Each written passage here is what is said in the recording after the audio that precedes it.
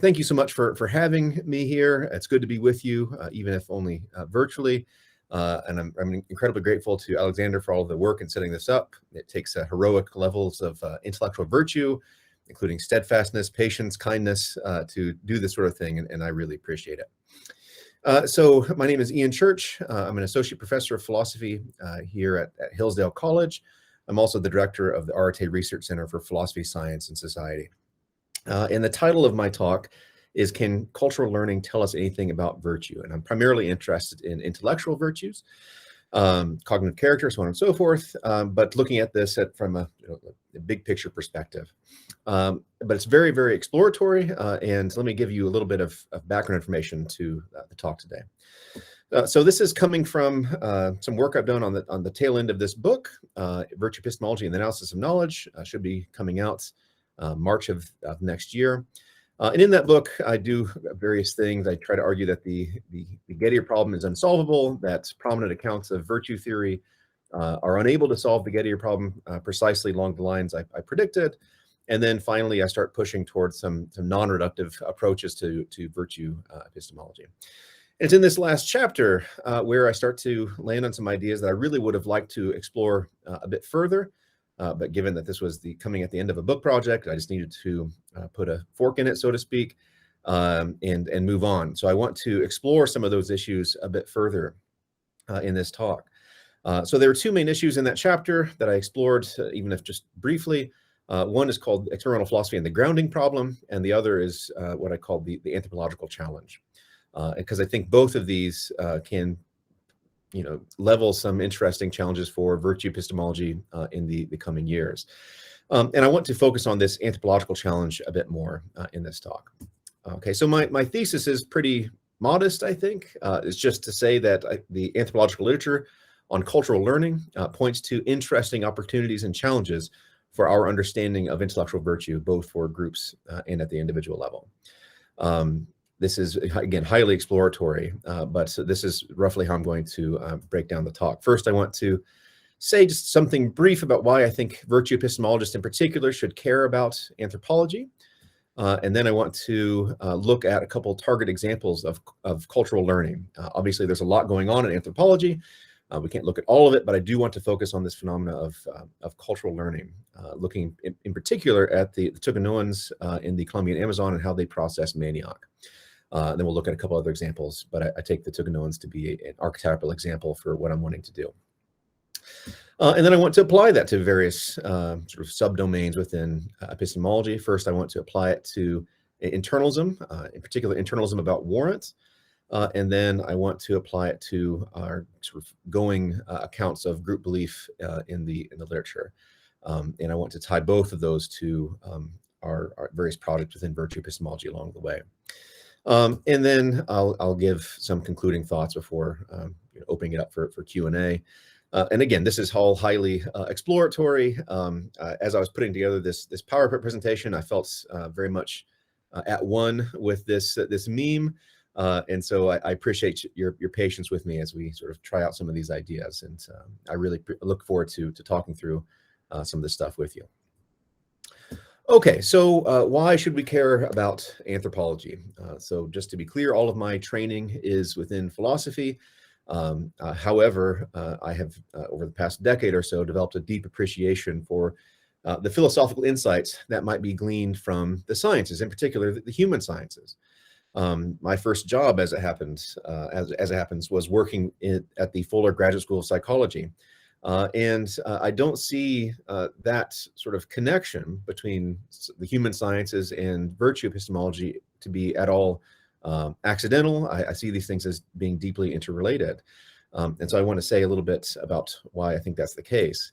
The first point I want to make is just that I think it's not terribly controversial to say that the primary object of epistemic assessment for virtue epistemology is the agent, their character or communities of agents, right? This is, I take it, one of the defining characteristics about what it means to do virtue epistemology is to place the primary object of epistemic assessment on the agent, their character, or communities of agents. Whereas other approaches to epistemology might give more prominence to something like belief, whether or not it's justified, warranted, or what have you. I take it the primary object of epistemic assessment for virtue epistemologists is character, agency, so on and so forth. Right? That's not to say that beliefs don't matter, or that virtue epistemologists aren't talking about, warranted belief or anything like that, but just that the primary object of assessment is going to be the agent, the character, so on and so forth. Okay. Well, if that's right, then I think our approach to intellectual virtue will depend a great deal on what kind of agent we're talking about, what kind of critter we're dealing with. Now, I feel like I should take an aside here and just mention that my use of critter comes from Dr. David Henderson at the University of Nebraska. It's probably a decade ago. I got to hang out with him at St. Louis University for a while, and he would describe the human species as a critter. And for whatever reason, that really stuck with me. And so now I'm passing that on to you, I guess. So anyway, what kind of intellectual virtues we're going to be prescribing for someone is going to depend on what kind of critter they are. And so we might imagine that, if aliens were to show up tomorrow, their sort of cognitive faculties, their social norms, their behavior, so on and so forth, might be noticeably different from ours. And it might lead to a different set of intellectual virtues, or at least intellectual virtues that need to be reimagined for their particular species and context. And we might even imagine that this can change within a single type of critter, right? I was thinking about this when Professor Pritchard was talking about extended cognition, new advancements in technology, and how that might change our cognitive faculties and might modify how we think about certain intellectual virtues, potentially, right? But if this is right, if this is right to say that the kinds of intellectual virtues that we are most, how we think about intellectual virtues will depend on what kind of agent or what kind of critter we're talking about, then I think it's the case that we don't know that sort of thing a priori. Right? We don't know what kind of critter we are necessarily a priori. It seems to me that we need to look into emerging research on human beings, right? Their psychology, their evolutionary history, so on and so forth. And I think along these lines, anthropology is going to be deeply relevant. And so, I wanted to say a bit more here. I'm working on a project on experimental philosophy. So in some ways, this is, I think, in keeping with some of my research interests right now. But I won't read all this right now. But the point is just to make that, the point I want to make here is just that I think this integration of philosophy and the human sciences is nothing new. It's nothing terribly shocking, I don't think, that there's a long tradition throughout the history of philosophy of philosophers seeing what they do as being closely wed to the sciences. In my context here at Hillsdale, they very much love Aristotle. And so whenever I'm trying to sell my research to folks here, I try to make a point of saying that this is the kind of philosophy that Aristotle himself would be interested in, that Aristotle would be shocked by the prospects of trying to do philosophy independent of careful observations of the world and humans around us. Right? Okay, so fine. This is why I think we should be, virtue epistemologists should be interested in anthropology amongst other human sciences. What can we learn from anthropology? Well, I think quite a lot, but my focus here today is going to be on cultural learning. And the question I want to start off with here is, what explains our success as a species? This is a question that's at the heart of this book by Joseph Henrich, a Harvard biologist. And so he wants to argue that the defining characteristic that makes us successful as a species is that we are a cultural species, right? That we are a cultural species. Now, we might initially think that what explains our success as a species, right, why humans have been able to not only survive, but thrive in every major biome on the earth is because we're clever. We are a clever type of critter. But Henrich thinks that's not really going to really capture why we are markedly, particularly successful as a species. He wants to say quite a few things along these lines. For one thing, he wants to say that when it comes to just pure, raw intellectual horsepower, there's not a whole lot difference, a huge difference between, say, us and a chimp. But he also wants to say that we have to be careful because a lot of what we think of as a part of our native intelligence is deeply informed by our culture. Right? Even something like mathematics is a part of our cultural inheritance, he'd want to say. Or the idea that when we bend back a stick, that it sort of holds a certain amount of potential energy that could be used to launch a projectile. We might take that to be just intuitively obvious to us, but it's not, right? Throughout evolutionary history, we can tell that this is not something that's just intuitively obvious to every human that's sufficiently intelligent, right? That's not how this works. And on top of that, Henrik wants to argue that history is replete with stories of highly intelligent, highly motivated explorers going all over the world, far-flung places, and then dying horrible deaths, primarily because they weren't willing to learn from the indigenous people in wherever they were exploring. And so, if they had been willing to learn from people in the environments where people have been surviving and thriving for thousands of years, they might have been able to make it back. But given that they were just trying to go it alone on their own native intelligence, they often end up dying terrible deaths. And so, Henrik wants to make this point that cultural learning is essential to how we think about the human species, that we are a cultural species. And so let's talk a little bit about how this might manifest itself. And so essentially, this is an excuse for me to geek out about some examples within anthropology that I found to be particularly epistemically interesting. So let's talk about the Tucanoans in the Colombian Amazon. So if you want to have a sufficiently large number of people in any particular area, you need a stable food crop. Right, you need the calories to sustain a large number of people. And as I'm told, in the Colombian Amazon, the manioc or cassava is that stable food crop. Right, I'm told it's nutritious and delicious. It is readily grown in this area where not a lot of other things do grow, and so that seems to be the answer to that problem. Right, if you need enough calories to support a large number of people, then manioc is what you need. Okay, that seems to be at least part of the solution to have enough people in the Colombian Amazon. But there's a problem. Manioc can cause both acute and chronic cyanide poisoning, at least eventually.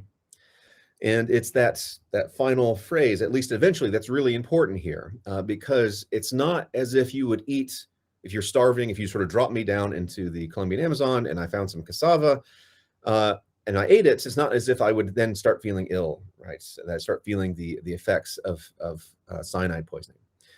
No, I'd be fed. I'd be nourished, and I might think I'm going to do that again tomorrow, right? And so there's no straightforward sort of causal connection to be found where you eat this manioc and then you get ill. It's not like you go to the local gas station and get a discount sandwich and then immediately get food poisoning thereafter, right afterwards. So you can stitch together the causal connection between the two things. That's not how this works here. There's no sense in which you can look at the manioc, tell that it's toxic, or tell how you need to process it to get rid of the toxins. All right, so it's a really sneaky type of toxin that doesn't manifest itself for years or decades later. Okay, and so we end up with a situation where you have this sort of grim equation, right? Where if you eat manioc regularly and you give it enough time, eventually you'll be knocking on death's door. So that's the problem. Again, we need some sort of stable source of calories in order to have a large number of people in the Colombian Amazon. Manioc seems to be a candidate for that, but it seems like if you just eat manioc day in and day out, you'll run into some serious long-term health outcomes and in ways that are really difficult to detect. Okay, so that's a big problem. The answer, according to Henrik and many other anthropologists, it comes in the form of cultural learning. And so what happens here is that the Tucanoan people have developed techniques for processing manioc so as to detoxify it, right? It is an arduous and labor-intensive process, but the methods for processing manioc get handed down from one generation to the next, and this is via the process of cultural learning. Right, so the manioc, as I'm told, needs to be chopped sufficiently finely, and then you need to grind it down to a paste, and then you need to let that paste dry for so long, and so it's a really time-intensive process. It takes quite a few different steps, but this sort of process gets handed down from one generation to the next. But what's critically important to know about this is that given the relationship between eating manioc and then getting sick only years and years later, the process of detoxifying it, right, is entirely causally opaque to everyone involved. The reason they go through this process of cutting the cassava up, grinding it to this paste, drying it down, is often sort of framed in terms of this is what we are supposed to do. Right? This is what our predecessors have taught us to do. It's taboo to do otherwise. It's taboo to cut corners. It might be some sort of variation of sacrilegious to try to cut corners when it comes to processing the manioc.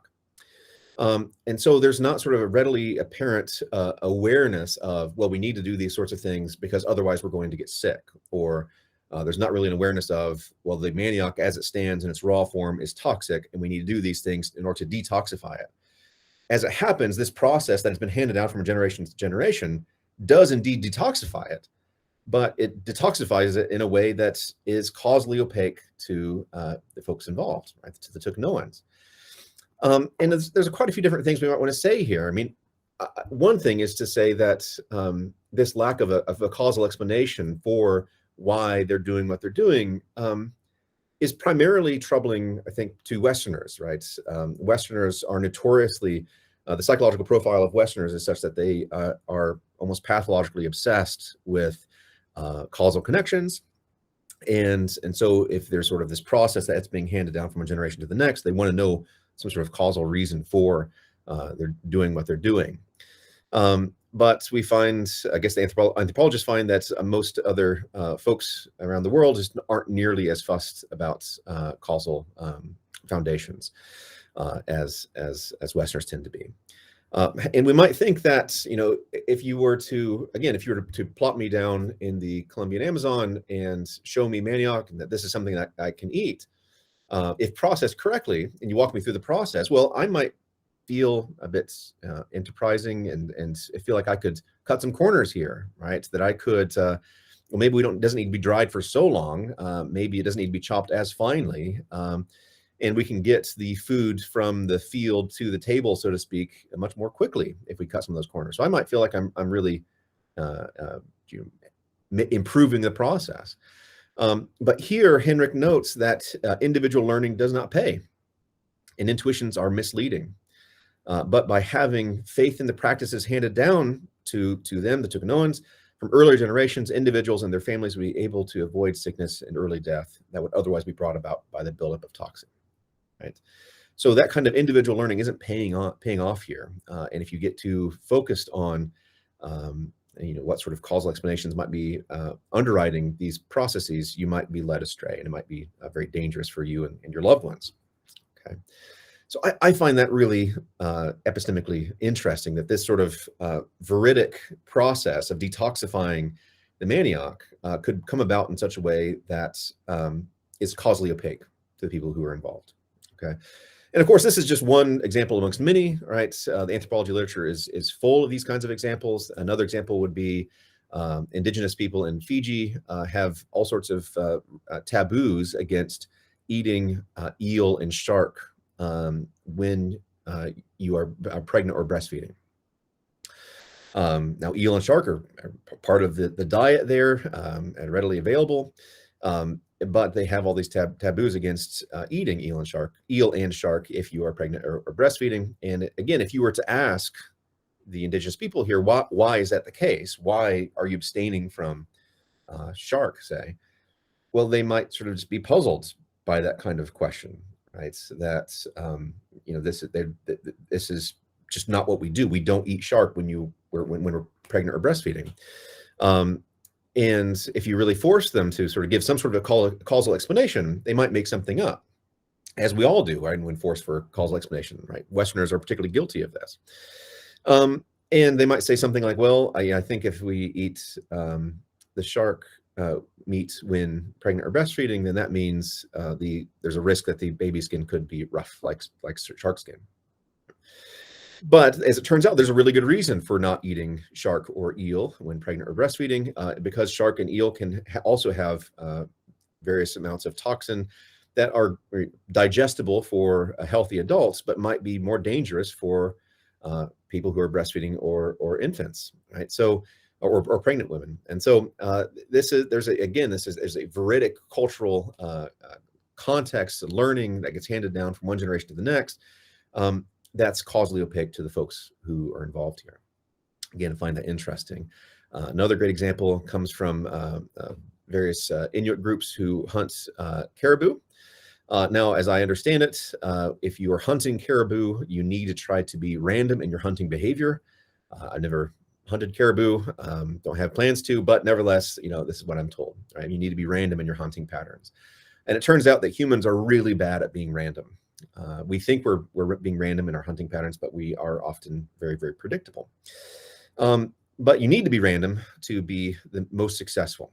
And so what has happened here is these indigenous Inuit groups who hunt caribou have developed various sort of religious practices where they will throw a caribou shoulder blade into a fire, and sort of there are all sorts of cracks and fissures will form on that shoulder blade pretty quickly. And then when they pull it out of the fire, they'll use those cracks and fissures as essentially a map for where to hunt caribou next.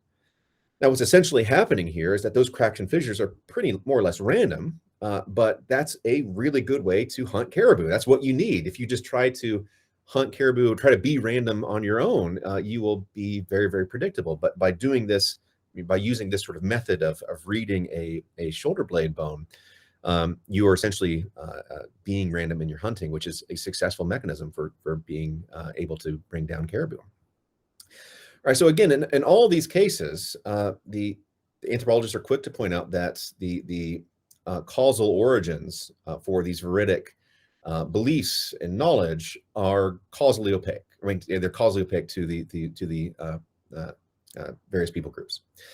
And I find that really fascinating. And I think that we can sort of try to explore whether or not there are broad epistemological ramifications from this kind of research. Okay. So the first application that I want to explore is whether or not this might be a problem for internalism. So here I want to explore whether these examples of cultural learning pose a challenge to internalism regarding warrants.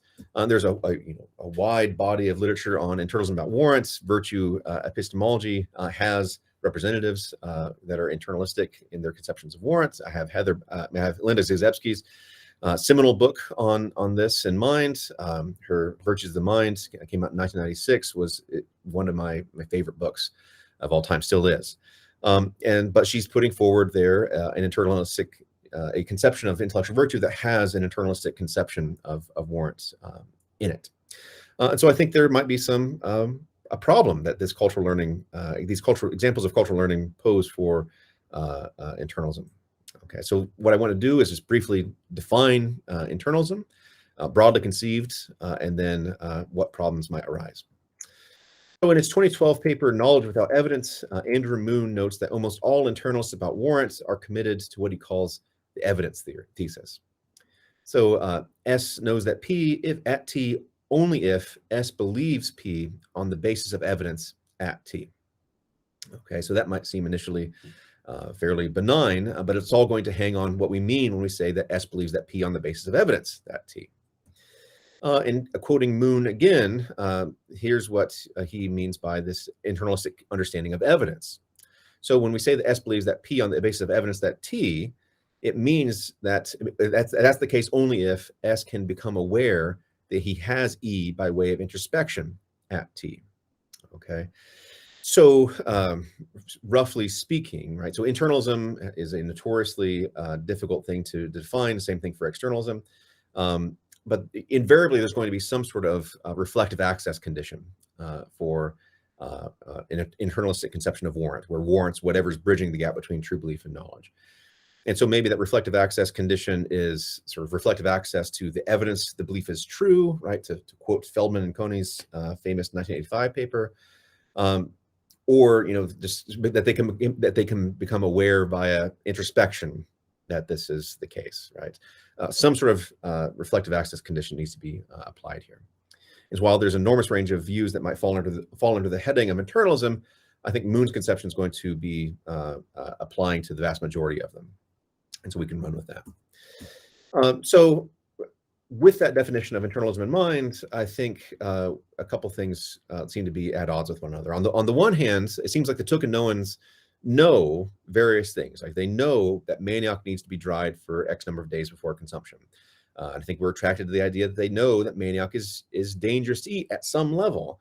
And I think it's also fair to say that they know that manioc is toxic if it isn't processed correctly, right? There's not sort of an awareness of the causal sort of chain that's underwriting it, but there seems to be some sort of knowledge by way of cultural learning that's emerging here. And this is certainly the way the anthropologists speak, right? That they talk as if these are beliefs that are known via cultural learning. But if that's right, it looks like the problem here is that these kinds of beliefs and knowledge are again causally opaque to everyone that's involved. And as such, we might wonder whether internalism will be able to account for these accounts for this type of knowledge via cultural learning. Because it doesn't seem like the Tokunoan's belief is based on evidence in the right kind of way that the internalists would typically talk about based on evidence.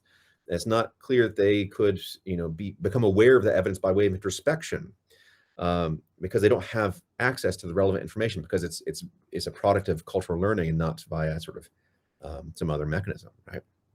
At least that's the worry. We might need to modify internalism if nothing else. Now, in light of that conflict, lack of fit between internalism and cultural learning, we might want to just reject internalism, and that's certainly the route I'd be tempted to go myself. I'm a card-carrying externalist, and we might think that we could follow Edward Craig here and thinking about knowledge as playing a certain type of role within our conceptual linguistic economy that is certainly satisfied in the Tokunoan example. So quoting Craig here, we might say that any community may be presumed to have an interest in evaluating sources of information, and in connection with that interest, certain concepts will be in use. The hypothesis I wish to try out is that the concept of knowledge is one of them. To put it briefly and roughly, the concept of knowledge is used to flag approved sources of information. And I think that sounds quite plausible when it comes to the anthropology literature, right? This is actionable information that the Tokunoans are landing upon. It's worth being passed on from one generation to the next.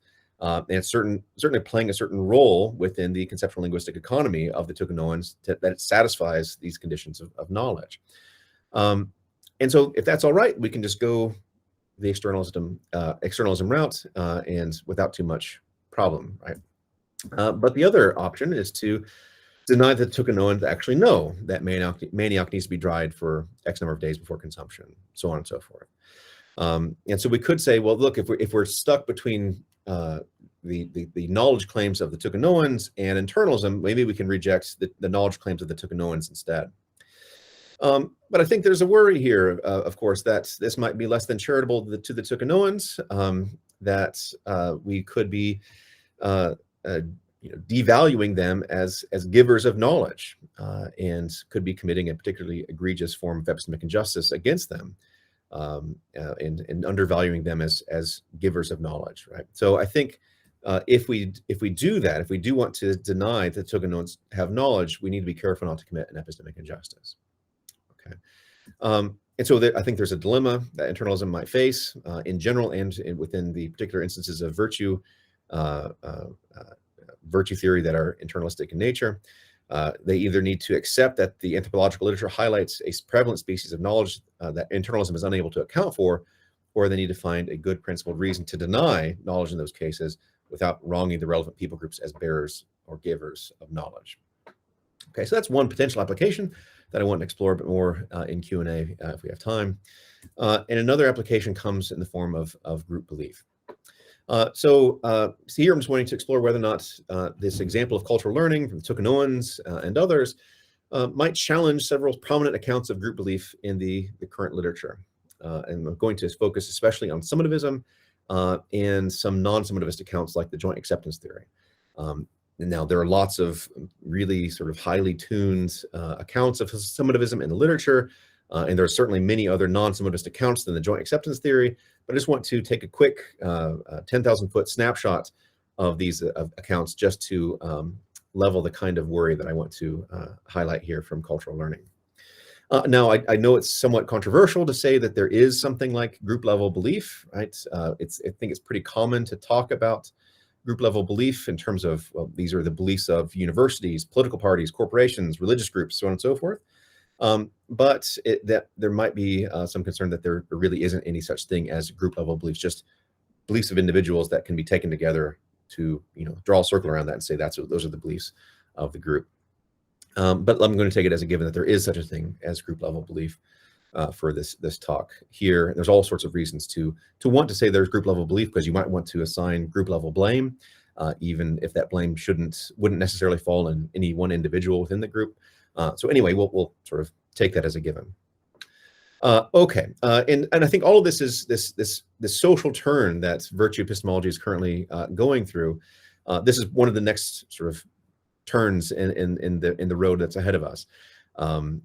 Virtue theory is able to extend its reach beyond the individual level, right, of testimony and disagreement and things like that, to the group level. And we see some excellent papers going that direction, like Jesper Kalstrup's 2016 paper, Group Virtue Epistemology, trying to extend virtue theory to group level beliefs and knowledge. Okay, so I think this is a up and coming issue that we need to be wrestling with. Okay, so what is group belief? Let's say a bit more about that. And to say more about that, let's look at an example. So I'm at Hillsdale College, and Hillsdale College believes that philosophy is essential to liberal arts education. Okay, great, right? I'm very thankful for that belief of the college.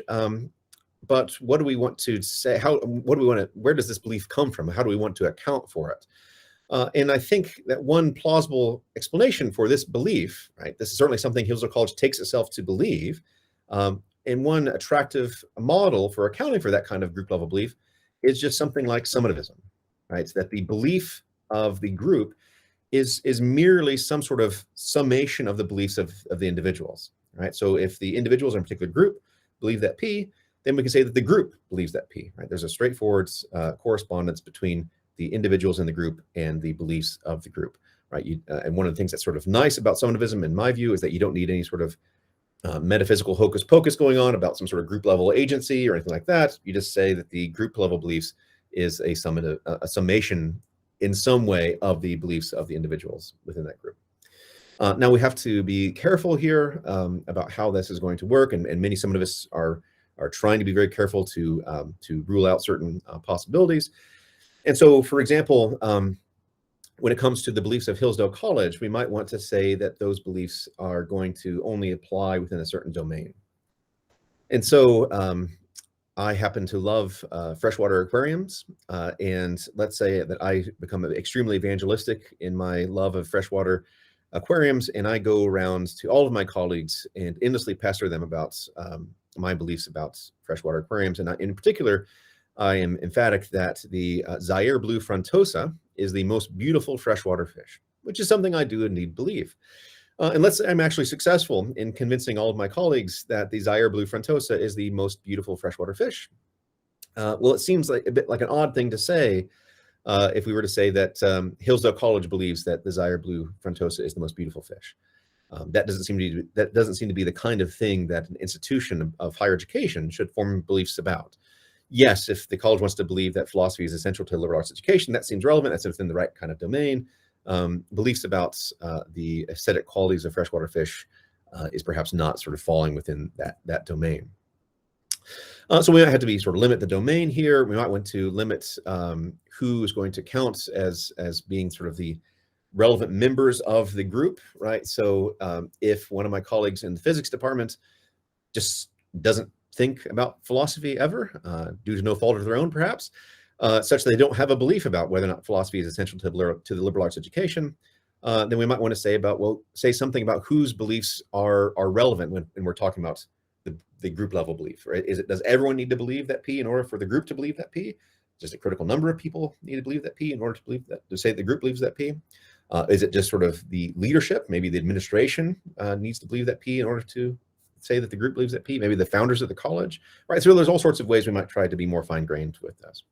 But the rough idea, the rough approximation of summativism is just this idea that the beliefs of a group are some sort of summation of the beliefs within a certain domain of all or most targeted individuals within that group, right? Carve it up in different ways, however you fancy. And there's more conservative formulations of this, more liberal formulations of this. This is coming from Jennifer Lackey's excellent work along these lines. So a more conservative view might say that a group G believes that P, if and only if all or most of the members of G believe that P. right? So it's going to be much harder to generate group level beliefs there because you have a higher bar to reach. You need all or most of the members of G to believe that P. Or you can go with a more liberal account of group belief and say that group G believes that P if and only if some of the members of G believe that P, right? Now there might be interesting puzzles that come down the line if you adopt a liberal summativist account of group belief, because you might have potentially contradictory beliefs emerging here, because one small subset of a particular group might believe that philosophy is essential to a liberal arts education, but another subset might think that philosophy is not essential to a liberal arts education, right? So now it seems as if we're having a situation where someone believes that P and not P at the same time, or at least at the group level. That seems to be the case. But let's put those aside, because summativist accounts typically are known to face a serious objection in the form of thought experiments like this one. It's called Philosophy Department, and this one also comes from Jennifer Lackey, and this is just one case amongst many along these lines. So in this case, we're meant to imagine a philosophy department at a leading university deliberating about which candidate to extend admission to a graduate program.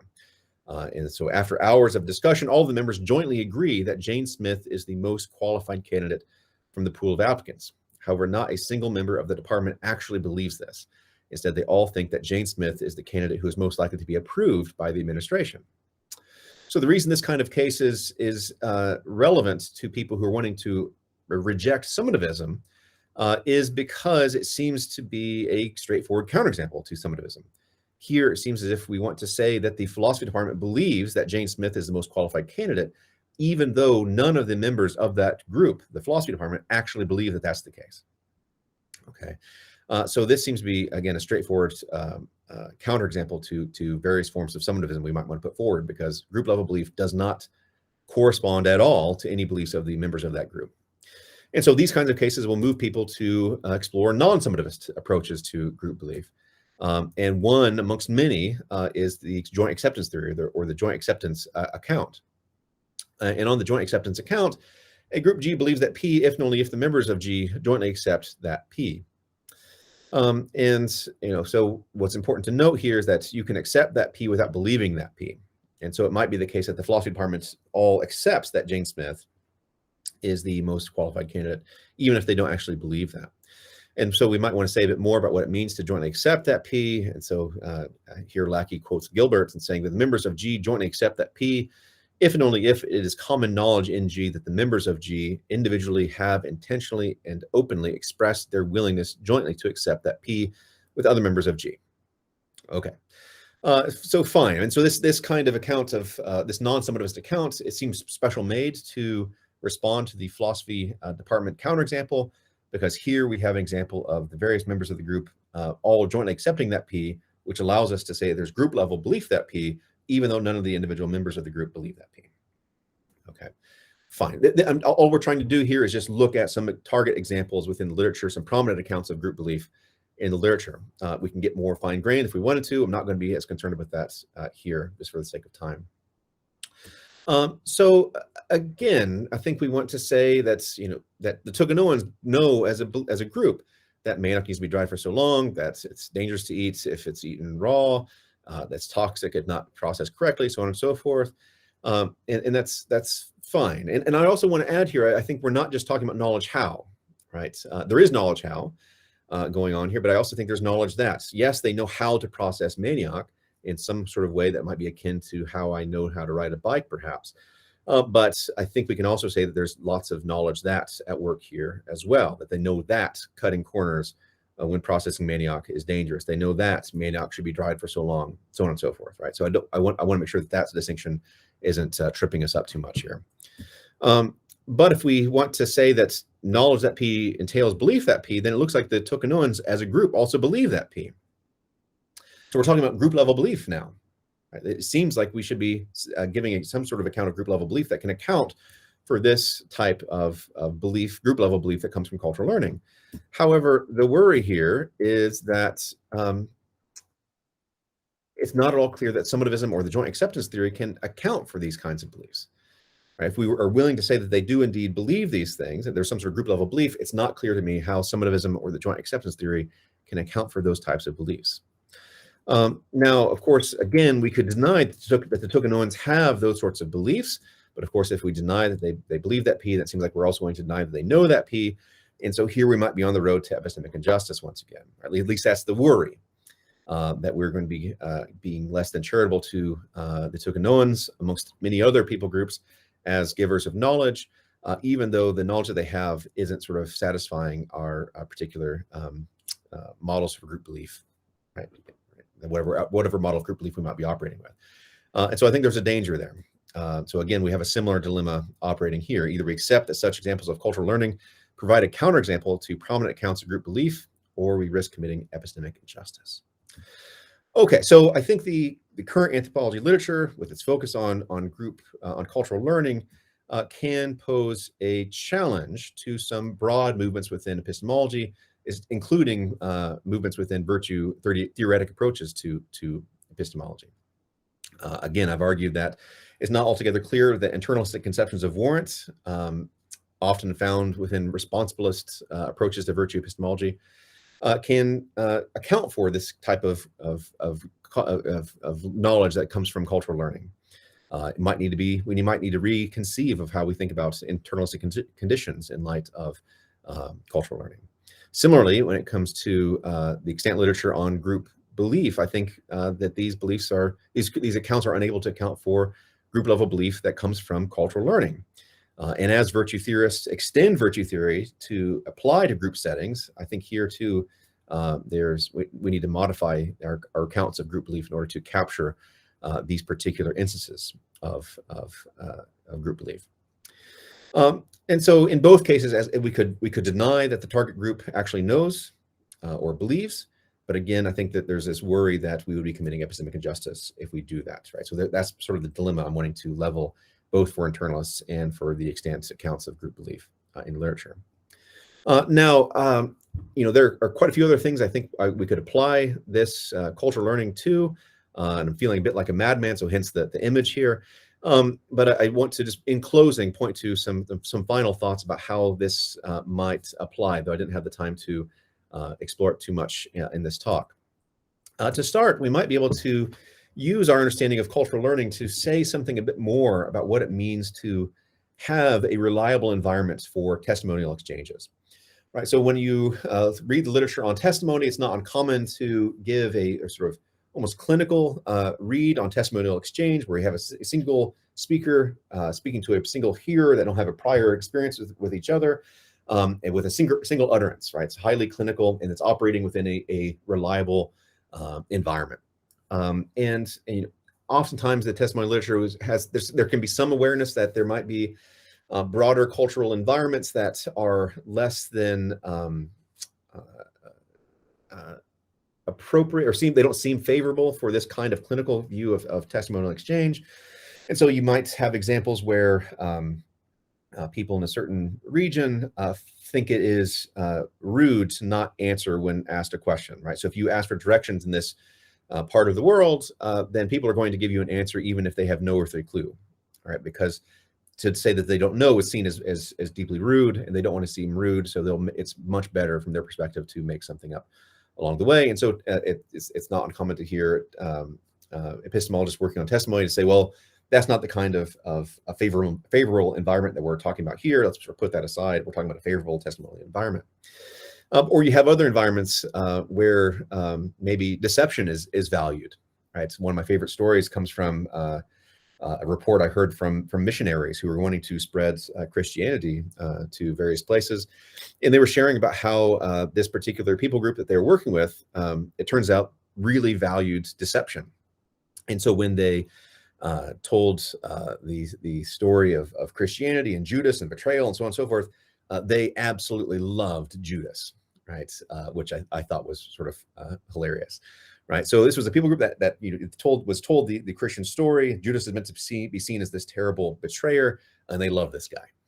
And so there can be all these different environments that we might initially think, well, this is not the kind of environment that we're talking about when it comes to favorable testimonial exchanges. But I think that's not terribly fine-grained enough. I think we need to be more careful about having a deeper understanding of what it means to have environmental favorability. One that is perhaps sensitive to cultural context, whatever cultural context we're working in, the relevant agents that are involved, so on and so forth, right? I think cultural learning might invite us to be more fine-grained along these lines. And so anyway, that's one potential point of connection. I also think that this work on cultural learning can tell us a bit more about about intellectual character. All right, so this image comes from an unfinished painting, which is one of the reasons I really like it, by Antonio de Carrigo. It's called An Allegory of Virtue. And I think cultural learning might be able to help us get a more complete understanding of intellectual virtue, one that's perhaps informed by a richer understanding of cultural context. So the work of many virtue epistemologists has focused almost exclusively on character traits, the character traits of individuals interacting with the world, whether those character traits are reliable, proper functioning, manifesting the agent's cognitive competency, so on and so forth. And this world might also include social dimensions, right? So testimony and disagreement, so on and so forth. But I think the emerging literature on cultural learning might allow us to introduce a richness to how we think about agents interacting with the world/social world. So social virtues, for example, might need to be reimagined in light of particular cultural contexts. So here I have in mind like Thomas Reid's principle of credulity or principle of veracity, and how they might look differently in different cultural contexts, right? So we might also think that what it means to manifest competency as an intellectual agent might not be a one-size-fits-all phenomenon, but might actually look very different in different cultural backgrounds and settings. And so here, I think philosophers, again, need to be in dialogue with scientists, anthropologists in particular. And a final point that I want to make here, and this is in part because I have Duncan's book on epistemic angst in my backpack right now. I've been trying to get into it. I'm really excited to read it. But I'm wondering if there's a case to be made that this work on cultural learning might be able to say something about the groundlessness of our believing. So this is an image from Gustav Klimt's ill-fated work entitled Philosophy. And I think this came out early 20th century, but he was commissioned to paint this painting celebrating philosophy. But what he ended up producing was an image that is sort of haunting, right? It portrays philosophers often mingled with sorrow, so holding their heads like this, and often floating groundlessly in a mysterious universe. It's genuinely a haunting image. And people didn't like it. Even though he was commissioned to paint this thing, they didn't like it because they wanted a more upbeat and hopeful portrayal of philosophy. And his was much more grim and sorrowful. But I'm wondering here if the literature on cultural learning might shed some light on the foundations of our believing. It's not foundations that are accessible to us via reason, perhaps, but perhaps the perceived groundlessness might just be brought about when we're trying to look for the reason for beliefs that are simply the product of our cultural inheritance and not within the grasp of reason, right? So maybe cultural learning can be a cure for epistemic angst, or maybe a new way of facilitating a new species of epistemic angst. I think that's something I certainly want to explore further. Sort of a half-baked thought. Like I said, this was all very, very exploratory in nature. But I really appreciate the time that I had to just run some of these ideas by you, and I look forward to talking about all this in the Q&A. Thank you.